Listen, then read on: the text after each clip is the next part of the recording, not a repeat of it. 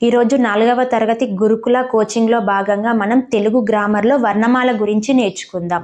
వర్ణమాల.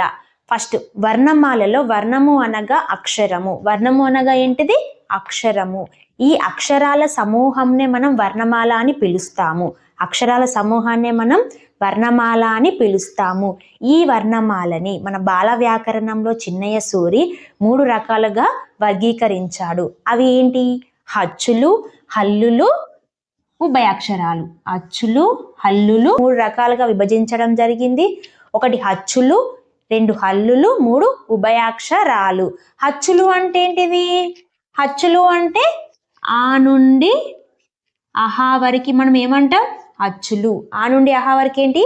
హచ్చులు. హల్లులు అంటే కా నుండి రవతి వరకు హల్లులు అని పిలుస్తాము. ఉభయాక్షరాలు ఎన్ని? 3. ఇది చాలా చాలా ఇంపార్టెంట్. ఉభయాక్షరాలు ఎన్ని? 3. ఏంటి అవి?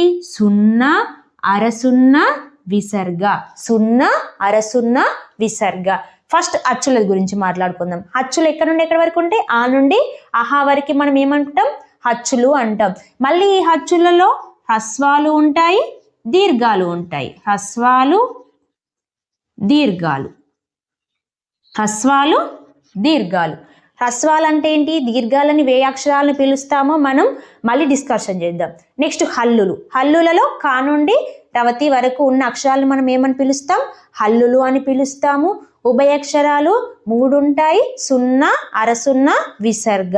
0, అరసున్న, విసర్గ. ఈ విసర్గాన్ని మనం సంస్కృత భాషలో యూజ్ చేస్తాము.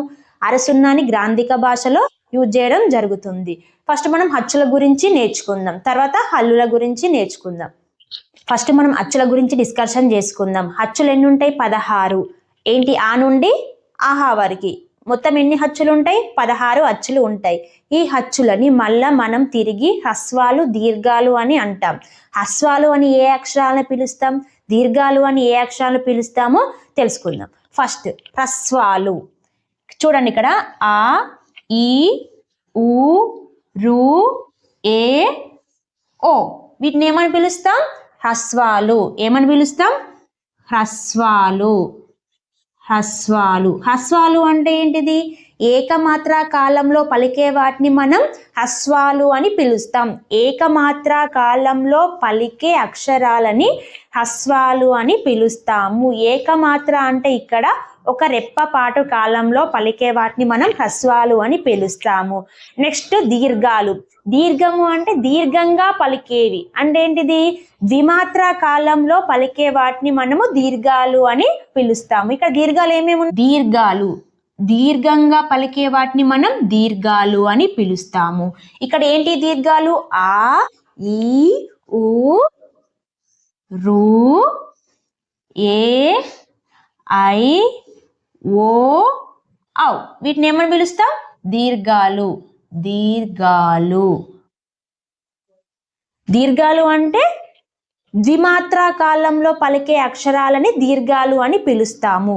ఏకమాత్రా కాలంలో పలికే అక్షరాలని హ్రస్వాలు అంటారు. ద్విమాత్రా కాలంలో పలికే అక్షరాలని దీర్ఘాలు అని పిలుస్తారు. ఇక్కడ మనం హ్రస్వాలు ఏంటి అర్థం. హ్రస్వాలు ఏంటి? ఇక్కడ హ్రస్వాలు,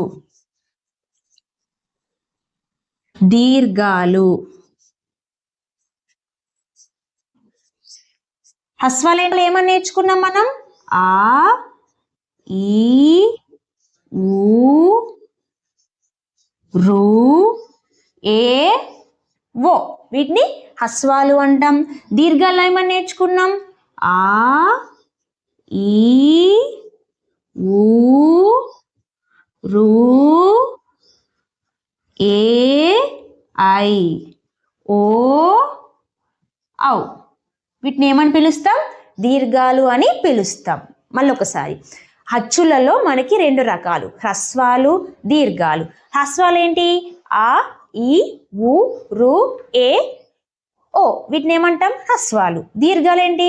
ఆ, ఈ, ఊ, రు, ఏ, ఐ, ఓ, ఔ. వీటిని ఏమని పిలుస్తాం? దీర్ఘాలు.